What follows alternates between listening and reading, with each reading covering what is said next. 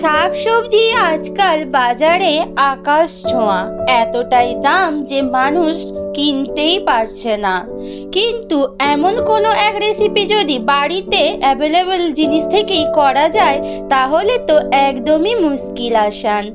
নমস্কার বন্ধুরা, আমি মিষ্টি।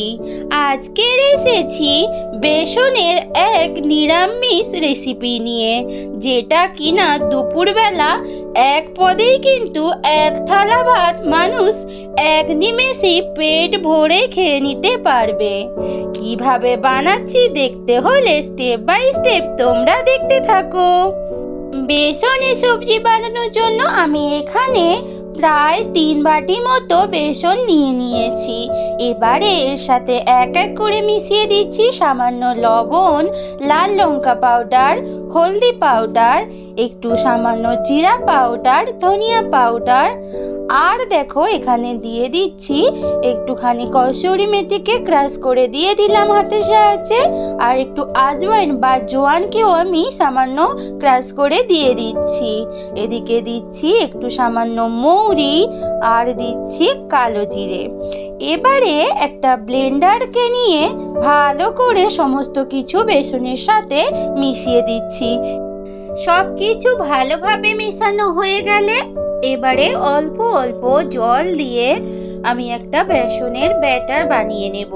ব্যাটারটা হচ্ছে খুব একটা পাতলাও হবে না, খুব একটা মোটাও হবে না, মোটামুটি একটা পাতলা ঘোল হলেই কিন্তু রেডি হয়ে যাবে। যেহেতু আমি বেসনের বড়া বানাবো তাই আমার ব্যাটারটা কিন্তু একদমই শক্ত করে করলে চলবে না, তাহলে বেসনের বড়াগুলো অতটা নরম হবে না। যতটা ভালোভাবে বেসনটা ফেটানো হবে বড়াগুলো কিন্তু ঠিক ততটাই হবে স্পঞ্জি এবং ফ্ল্যাপি এবং খুবই হবে নরম। ব্যাটারটা রেডি হয়ে গেছে, এবারে আমি 10 মিনিট ঢাকা দিয়ে সেট হওয়ার জন্য রেখে দেব। রেসিপিটি পুরোটাই আমি একদম নিরামিষ বানাবো, তার জন্য দেখো এখানে আমি একটু মশলার পেস্ট করে নেব। দেখো কাঁচা লঙ্কা নিয়ে নিয়েছি 3টে, এদিকে নিয়ে নিচ্ছি কয়েকটা আদা কুচি, আর আমি একটা বড় সাইজের টমেটোকে কুচো করে নিয়েছি। সবকিছু একসাথে এবার ভালো করে একটা পেস্ট বানিয়ে নেব। পেস্ট বানিয়ে নিয়ে ফিরে আসছি। বেসনের কনসিস্টেন্সিটা তোমরা নিশ্চয়ই বুঝতেই পারছো কেমন ভাবে রাখতে হবে।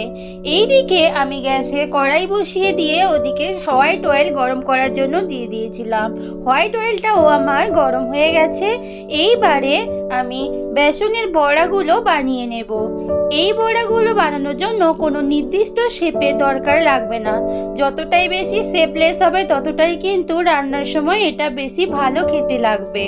দেখো এইভাবে যতটা আমার তেলের মধ্যে বড়াগুলো ধরবে ততটাই আমি বড়াগুলো আস্তে আস্তে করে ছেড়ে দিচ্ছি।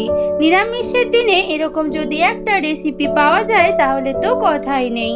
ভাত, রুটি, পরোটার সাথে অনায়াসেই তোমরা এই রেসিপিটা খেতেই পারো। তোমরা দেখতেই পাচ্ছ বড়াগুলো কিন্তু এপিট ওপিট দুদিক কিন্তু ভালোভাবেই ভাজা হয়ে গেছে। দেখো কতটা ফ্ল্যাপি এবং স্পঞ্জি হয়েছে, তেলে দেওয়ার সাথে সাথে কিন্তু ফুলেও গেছে কতটা।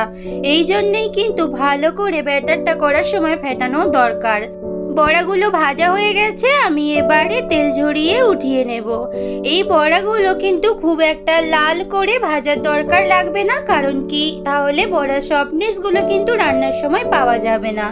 একই রকম ভাবে দ্বিতীয় পর্যায়ে বাদবাকি বেসনের বড়াগুলো আমি তেলের মধ্যে ছেড়ে দিচ্ছি।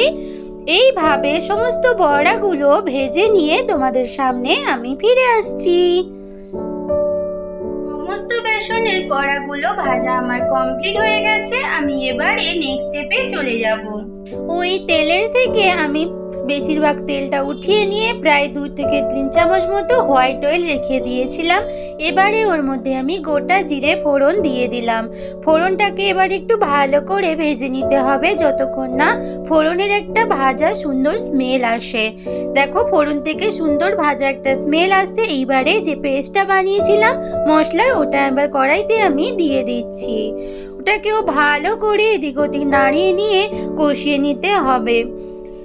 এইবারে আমি এক এক করে অ্যাড করে দেব 1/2 টিস্পুন মতো লবণ, হাফ টিস্পুন মতো হলদি পাউডার, জিরা পাউডার, ধনিয়া পাউডার আর সামান্য পরিমাণে গরম মশলা পাউডার।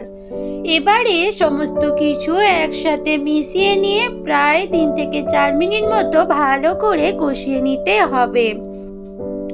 দেখো ভালোভাবে কিন্তু মশলাটা কষানো হয়ে গেছে। এবারে আমি একটু টেস্টটা এনহ্যান্স করার জন্য মিষ্টি অ্যাড করলাম, মানে আমি চিনি দিলাম। তোমাদের যদি মিষ্টি ফ্লেভার ভালো না লাগে তাহলে স্কিপ করতে পারো।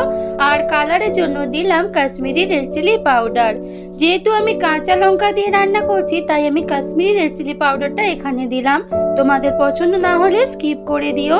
দেখো ভালো করে সব কিছু মিশিয়ে নিয়ে প্রায় 3 থেকে 4 মিনিট মতো আমি কষিয়ে নিচ্ছি। এইবারে দেখো মশলাটা ভালোভাবে কষানো হয়ে গেছে। এবার ভেজে রাখা যে বড়াগুলো ছিল ওইগুলো এবার কড়াইয়ের মধ্যে অ্যাড করে দিলাম। দিয়ে সমস্ত মশলার সাথে বড়াগুলো ভালো করে মিশিয়ে নিয়ে আরও প্রায় 2 মিনিট মতো কষিয়ে নিতে হবে। যারা প্রথম থেকে এখন অবধি আমার সাথে আছো তাদের সবাইকে অসংখ্য ধন্যবাদ। তোমরা এইভাবে আমার সাথে থেকো। দেখো ভালোভাবে মশলার সাথে বড়াগুলো কষানো হয়ে যাওয়ার পরে আমি মশলা দেওয়া জল এবং সামান্য একটু জল অ্যাড করে দিলাম। এই রান্নাটা খুব একটা বেশি ঝোল হবে না, কিন্তু একটু বেশি পরিমাণেই জল দিতে হবে, না হলে কিন্তু বড়াগুলো সমস্ত জলটাই টেনে নেবে। তার জন্য একটু বেশি পরিমাণে জল দিয়ে রান্নাটা করতে হবে।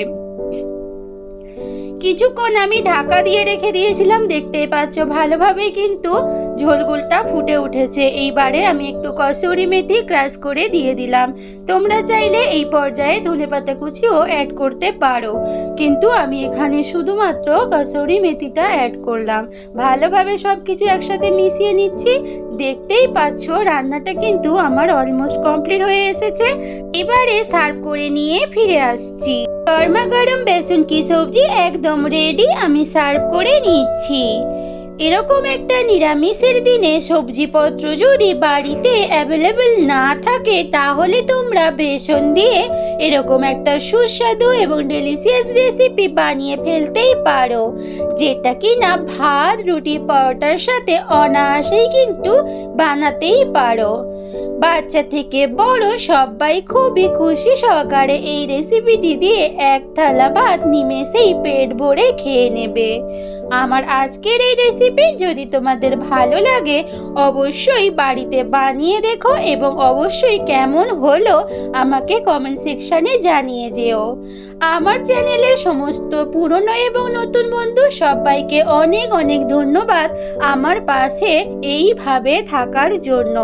তোমরা আমার পাশে এইভাবে থেকো, তাহলেই কিন্তু আমি অনেক কিছু লাইফে করতে পারবো। তাহলে বন্ধুরা আজকের মতো তোমাদের থেকে বিদায় নিলাম। ফিরে আসবো নতুন কোনো এক রেসিপির সাথে। ততক্ষণ তোমরা ভালো থেকো, সুস্থ থেকো। টাটা।